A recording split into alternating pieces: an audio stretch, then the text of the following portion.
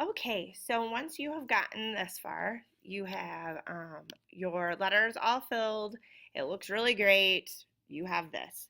Now, I've used a brush and I filled in these areas right here, but they kind of hang over.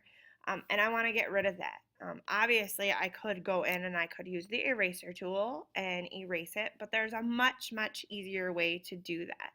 So let me show you. I have put all of my filler stamps on one layer, which is very important that they're on one layer. It's right here, so they disappear. There's obviously I have a lot of fillers. And if you look up here, you can see that I have some layer masks already going on that I have used for filler layers as well. So what I'm going to go down and do is I'm going to keep this layer selected. See how it's selected right here. I'm going to go down over here and oops, not what I wanted to do. And I am going to hold down the command key and I'm going to click on the D layer, which now I have all this selected. Then I'm going to go back up, make sure that this layer is indeed selected, and then I'm just going to go like that. And it disappears. We have created a really nice layer mask. Now, if I want to add color to the entire thing, there is a cheap and dirty way to do this. And I'm going to show you that cheap and dirty way.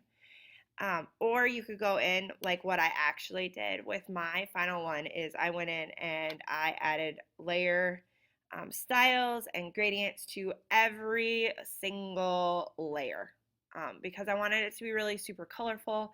And some of my layers were already had stroke on it or already had some things on it because I wanted to make some of the skulls a little more bold.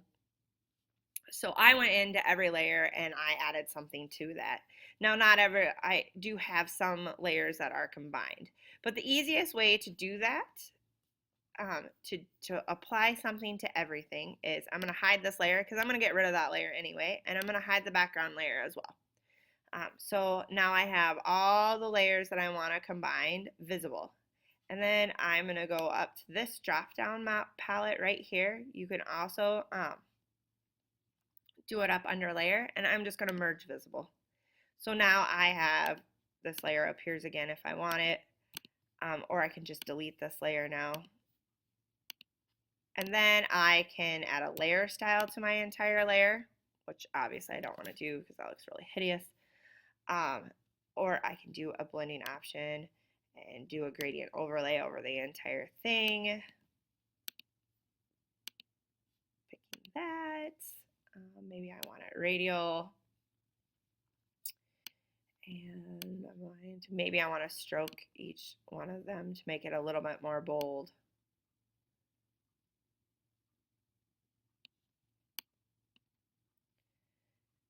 Pick a different gradient. Press OK. Go down to shape first because I like to do that. Make it a little bit bigger. Not exactly what I want. There we go. No. Press OK. Okay, see, and I really, like I said, I really didn't like it because it lost some of my detail in my things, but I'll leave it like that.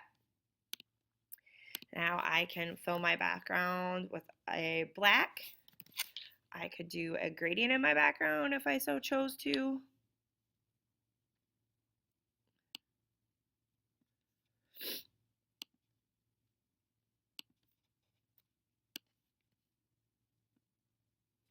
I can do whatever I want, flatten it, save it as a JPEG, and there you have your letter.